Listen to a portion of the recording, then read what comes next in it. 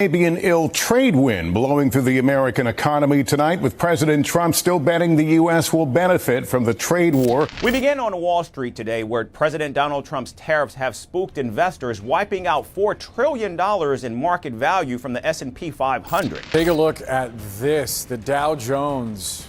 Oof. And specifically notice when it starts getting red, right around 130 or so. Trump thought he had everything under control until now. The financial world just threw him a curveball, and it's one he definitely didn't see coming. While the U.S. tightens its grip on trade with sweeping new tariffs, something unexpected is happening across the Atlantic. The euro is soaring, and it's shaking up global markets in a big way. For months, tensions had been rising as trade battles escalated, but no one predicted just how much of an impact it would have on currency markets. Now, the U.S. dollar is feeling the pressure, and investors are watching closely to see what happens next. Could this be the start of a major shift in global economic power? Or is it just a temporary shakeup before things stabilize? One thing is certain, this isn't the outcome Trump was hoping for. So, what exactly is going on, and why is the euro suddenly on the rise? Let's break it all down. The euro and the British pound have been flexing their muscles, climbing to their highest levels against the US dollar since the week of the last presidential election. Meanwhile, the dollar? Not so much. It's been sinking against major currencies as fears of what some are now calling a Trump cession continue to spread. The euro broke past the $1.09 mark, hitting $1.093, while the pound reached $1.295, both levels not seen since Donald Trump's election victory. Just months ago, the so-called Trump trade had the dollar soaring.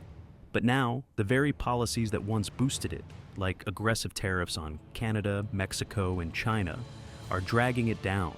And with the threat of more tariffs on Europe, investors are starting to worry that the U.S. economy could be heading straight into a recession. The numbers don't lie. The dollar has dropped 0.55% against a basket of top global currencies, and, just like the U.S. stock market, it has erased all the gains it made since the election. Just this month, it hit its lowest point since mid-October, leaving traders scrambling to figure out what's next. Early March saw a global stock market sell-off, but by March 11th, things were looking a little less chaotic. Asian markets were still feeling the heat, though. Japan's Nikkei dipped 0.6%. South Korea's market lost 1.3%. And while Chinese exchanges managed to inch up by 0.3%, to 0.4%. The uncertainty was still thick in the air. Meanwhile, Wall Street futures, U.S. Treasury bond yields, and even cryptocurrencies were trying to stage a comeback. European markets started March 11th on a high note, but the optimism didn't last long. Germany's DAX ended up going nowhere, while stocks in France, Italy, and Spain slipped between 0.4% and 0.7%. Over in London, the FTSE 100 took a 0.7% hit, dropping 61 points to settle at 8,539. Investors aren't in full panic mode just yet, but the mood is tense. Stephen Innes from SPI Asset Management summed it up well.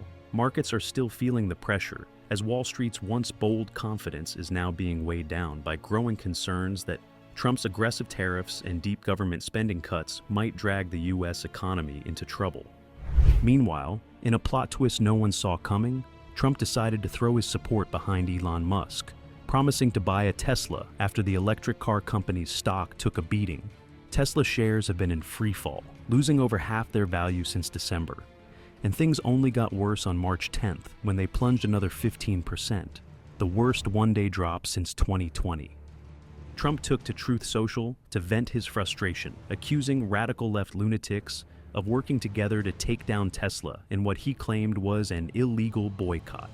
Whether or not that's true, what's certain is that Tesla investors are sweating. Adding to the economic anxiety, Swiss investment bank UBS just raised its prediction that the U.S. economy could be heading into a downturn.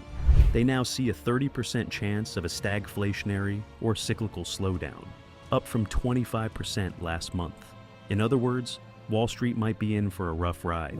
The euro is having a moment, climbing higher as investors bail on the US dollar. The Japanese yen is also benefiting, but it's Europe's single currency that's really stealing the show. Vasileios Gikiionakis, a senior economist at UK fund manager Aviva Investors, broke down what's fueling the euro's rally. He pointed to several major factors: the unwinding of Trump's tariff-driven trade policies, Germany's dramatic shift in fiscal policy, and bold moves from the European Central Bank, which cut interest rates but kept its stance aggressive.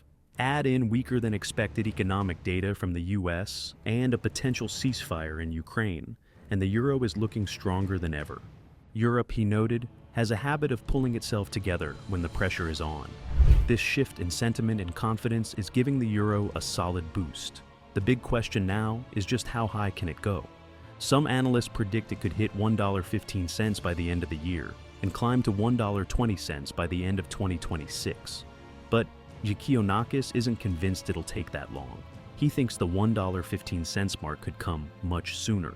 If he's right, the dollar might be in for an even rougher ride. The euro is also getting a boost from major developments within the eurozone. Germany's massive €500 billion infrastructure fund, which includes a significant increase in defense spending, has injected fresh optimism into the region's economic outlook. That optimism is translating into a stronger euro. Meanwhile, over on prediction markets like Kalshi, traders are now betting there's a 42% chance the US economy shrinks this year. That's a number Washington probably doesn't want to see climbing. Juan Perez, a trading director at Monex USA, pointed out that confidence in the American market is shifting. He explained that if the US leans too hard into protectionist policies, the financial system will adjust accordingly. Right now, investors see pulling back from the dollar as the safest bet. If tariffs and trade wars end up dragging down the US economy, markets could start speculating about the Federal Reserve loosening monetary policy to counteract the damage. In Europe, German bond yields have surged as investors anticipate higher government borrowing to fund all these new initiatives. At one point, 30-year bond yields spiked by 25 basis points, with short-term yields following suit, another factor lifting the euro. Also adding to the mix is the European Central Bank, ECB, which is widely expected to cut interest rates soon in an effort to support Europe's sluggish economic growth. But here's where it gets interesting. If Germany's fiscal stimulus successfully boosts the economy, the ECB might not have to slash rates as aggressively. That, according to senior currency analyst Lee Hardman, would be a positive shock for the euro. In other words, while the dollar stumbles, the euro keeps finding more reasons to climb. In early March, President Donald Trump stood before Congress and made it clear, tariffs are here to stay. He doubled down on his trade war strategy, confirming that starting in April, the U.S. would impose reciprocal tariffs.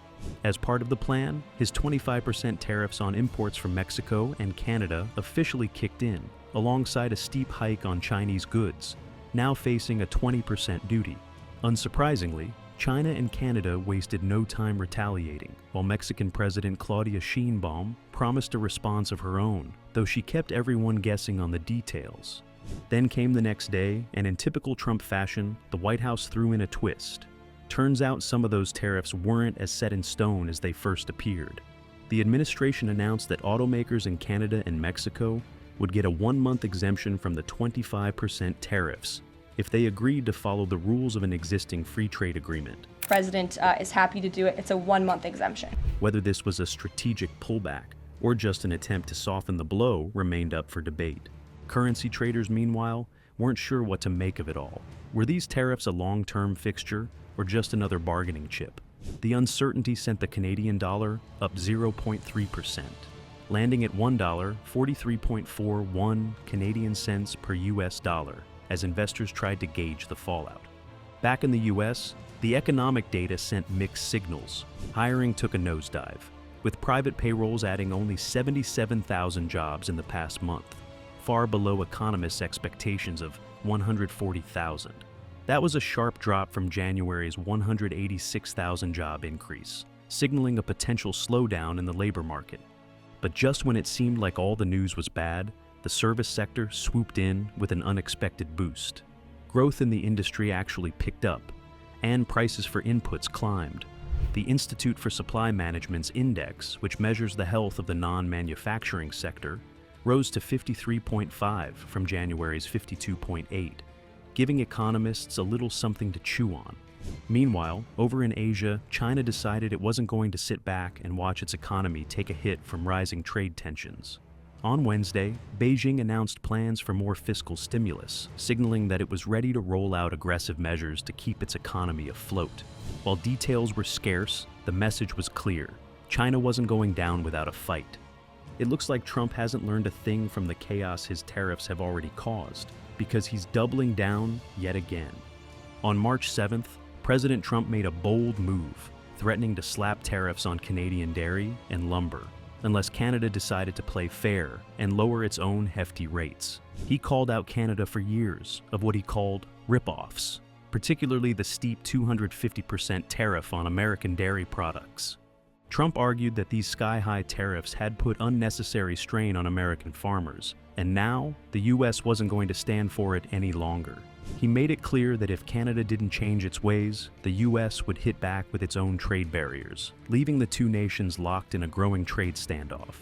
Then on March 11th, the U.S. president again announced he would be doubling tariffs on steel and aluminum from Canada. Breaking news, President Trump saying he is now doubling the tariffs on Canadian aluminum and steel, jacking them up to a hefty 50%. And he's not wasting any time. This new hike is set to kick in on March 12th. Trump took to Truth Social to explain his reasoning, pointing the finger at Ontario. The Canadian province had just increased electricity prices for the U.S. by 25%, and Trump wasn't about to let that slide. In retaliation, he ordered the Commerce Department to slap an extra 25% tariff on Canadian steel and aluminum, calling Canada one of the most tariff-happy countries in the world. And that wasn't the end of his list of grievances. Trump also demanded that Canada immediately remove what he described as a scandalous tariff of up to 390% on American dairy products, insisting it was an outright attack on U.S. farmers. To add even more drama, he threatened to declare a national electricity emergency in the affected region, though what exactly that would entail remains a mystery. If that wasn't enough, Trump threw in another warning. Come April 2nd, tariffs on Canadian cars could go way up, unless Ottawa scraps what he called its atrocious and long-standing trade policies. The fallout from Trump's tariff on Canada was immediate, and Wall Street wasn't happy about it. Automakers and industrial giants, companies that rely heavily on steel and aluminum, took a hit as investors braced for higher costs. General Motors and Ford both dropped nearly 4%, while the industrial sector as a whole slid 2%, twice the decline of the S&P 500, which was already struggling. And speaking of struggles, the S&P 500 is now teetering on the edge of correction territory, down 9.58% since its record high on February 19th. A correction is officially defined as a 10% drop, so at this rate, it wouldn't take much for the index to cross that threshold. Trump, however, doesn't seem too bothered by the stock market's slump. In a recent interview with Fox News, he didn't dismiss the possibility of a recession, but didn't sound particularly worried about it either. Unlike during his first term, when he often touted stock market gains as a measure of success, Trump's focus this time around seems to be elsewhere, namely bringing down borrowing costs by pushing the 10-year Treasury yield lower. Then there's Australia. Australia's hopes of dodging America's sweeping steel and aluminum tariffs are all but crushed, with President Trump doubling down on his commitment to an aggressive trade policy. He's made it clear that these tariffs aren't just happening. They're, in his words, the greatest thing we've ever done as a country. Speaking to reporters aboard Air Force One, Trump painted a picture of the U.S. raking in hundreds of billions of dollars through tariffs, claiming it would make America so wealthy that people wouldn't even know what to do with all the money. He framed the move as reclaiming cash that the U.S. had, as he put it, given away for decades. His comments align with statements from Commerce Secretary Howard Lutnick and White House Economic Chief Kevin Hassett, both of whom confirmed that the tariffs would go into full effect on March 12th. No exceptions, no exemptions. Australia has been lobbying hard to get a carve-out, reminding Washington that it's a close ally and actually runs a trade deficit with the U.S. Prime Minister. Anthony Albanese even secured a phone call with Trump last month, during which the U.S. president reportedly said he would give Australia's case great consideration. But since then, the White House has taken a much tougher stance. Unlike during Trump's first term, when Australia managed to secure a last-minute exemption, This time, it looks like Canberra is out of luck. So while investors might be sweating, the White House appears to be playing the long game with these tariffs. Whether that strategy pays off or sends markets into a deeper tailspin remains to be seen.